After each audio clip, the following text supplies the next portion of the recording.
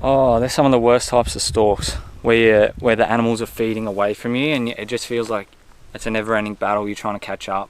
I'd nearly get into range. I'd set the camera up. I think the closest I got was about 49. Just didn't work out. And of course, when you're trying to chase them like that, and you got the sun shining straight on you, all it takes is the slightest glimpse, and then once they catch that little glimpse, they won't stop looking. Oh well, we'll go back, grab the pack, and keep trying.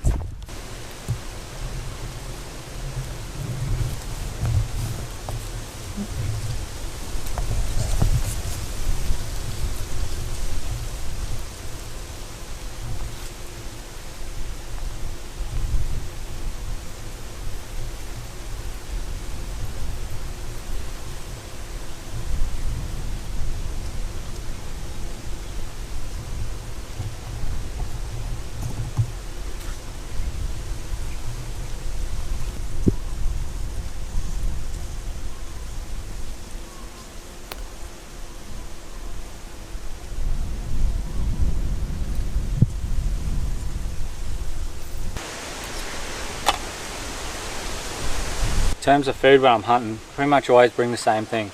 2 cans of spaghetti, and my most essential thing is a packet of sour worms. I don't go hunting without these. The sour worms they get you through towards the end of the day when you're really buggered and you really can't be bothered anymore. They get your motivation back up. And I'll usually bring about 4 or 5 litres of water as well.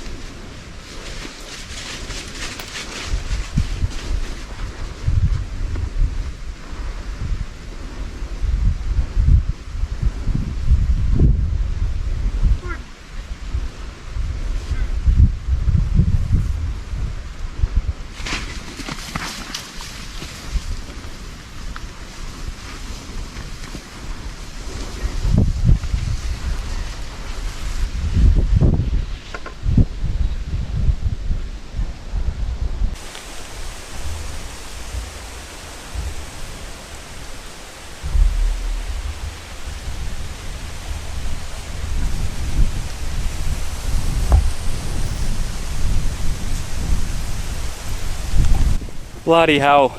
How was that? God, it gets my nerves going stalking in on buffalo that are bedded during the day, because you often have to get so close as I did just then. I got into 26, put the arrow right on the mark, but it's always hard when they're bedded down.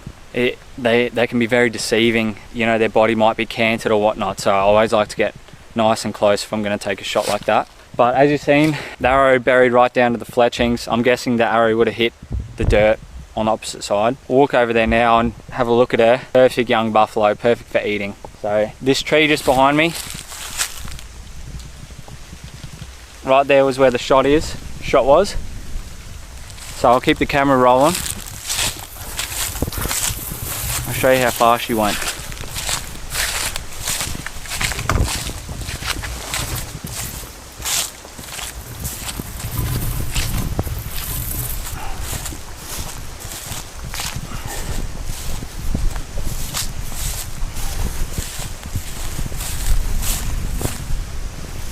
I would say no more than 30 yards.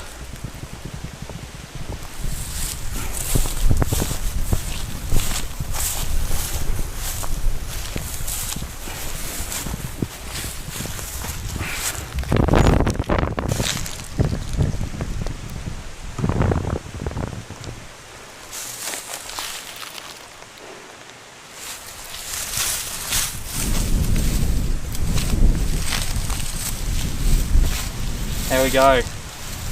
Now I'm very happy with that shot, because like I said, taking shots on animals that are bedded down, you need to get close, I'll say that. It can be very deceiving, but this, perfectly in the center of the shoulder and perfectly center mass. That's the 200 grain iron hide. And I'm sure we'll be able to find the arrow between here and there somewhere.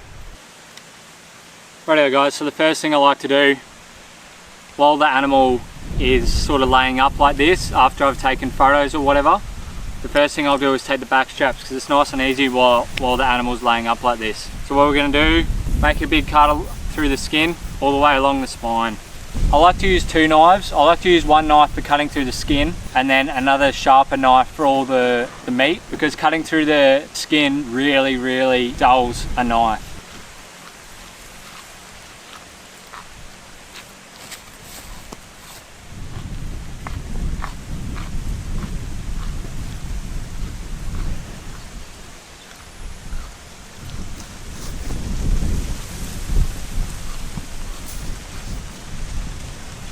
So that's it, nice and simple, straight along the spine.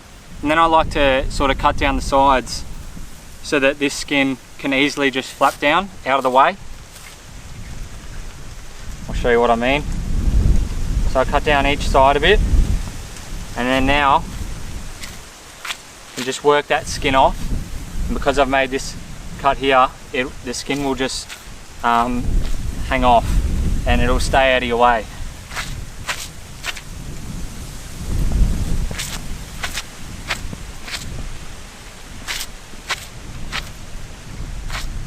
We can do the same on the other side.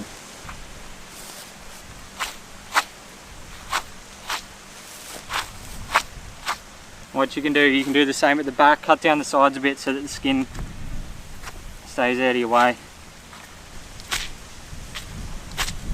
Just like that. Now we've opened up where the back straps are, which are right along the spine, each side of the spine. So there's two back straps. So now what we're going to do to get the back straps off, we're going to do one side at a time, and we're just going to be working our knife along the spine, and you can feel the spine as you're going along, and you press your knife up against the spine, and that's how you stay in the right spot.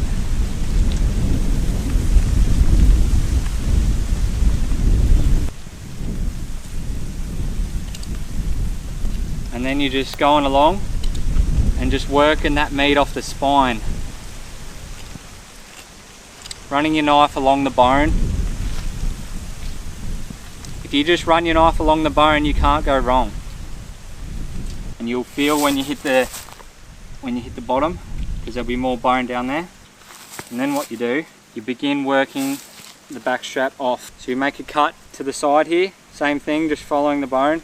I'm right back at the pelvis here, so I'll come across, and then it's just a matter just carefully working it off the bone until you've got enough to really hang on to, and then it's a bit easier.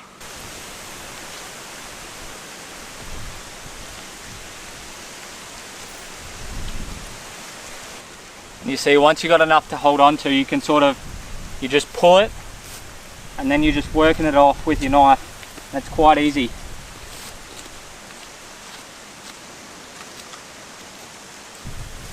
Now up the front here, it'll start to go under the shoulder blade. That's the shoulder blade there. So what I've always done is just get under there, work it off as far up as you can. Get up in there as far as you can reach, and then you're just severing it off.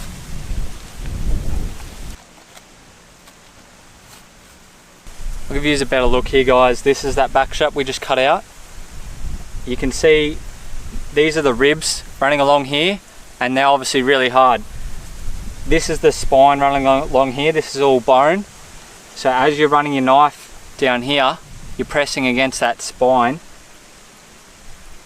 and you'll know how deep to go because you'll be able to feel the ribs. And then you cut all the way back, and then you essentially are just working the knife along, lifting and cutting the back strap away from the ribs right up. So here we have one lovely big back strap. Beautiful red meat from a young animal like this, nice and tender. When the animal's young, it's had much less time to develop illnesses or get infections. So by taking a young animal for meat, no matter what animal it is, you're going to be getting the highest quality meat you can. Now we're going to go and do the exact same thing to the other side. I won't film that because it'll take too long to film, and then we'll get started on the legs.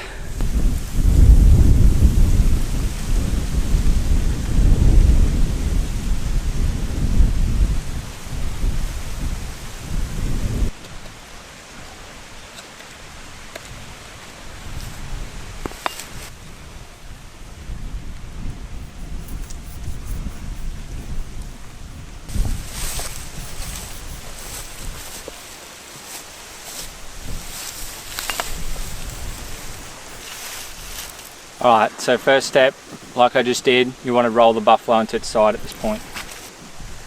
Get your knife out that you were using earlier to cut through the skin. Essentially what you want to do is, you're going to be making a cut right along here, and then up the inside as well. And you just make an incision. Buffalo skin is very tough. It won't be this tough with deer or anything like that. I'm holding my knife on a very shallow angle so that I'm not stabbing down into where the intestines are.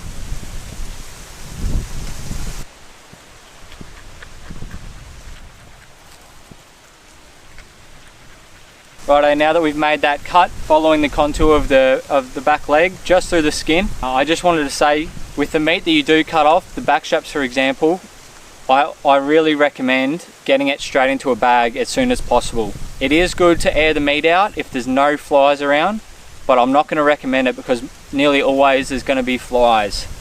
And it only takes one, especially a blowfly, and it can ruin all the meat. So I recommend getting it straight into a pillowcase preferably. Can use garbage bags. There is specific game bags which are essentially just cotton material, I believe. But that cotton allows the meat to breathe, and it allows the heat to dissipate. And that's the goal. If you can cool the meat down as quick as possible, that's the goal.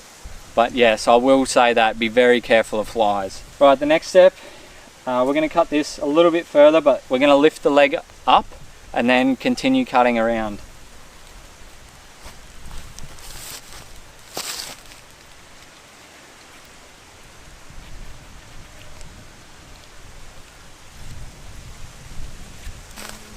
Right, so now we're going to lift the leg up. You may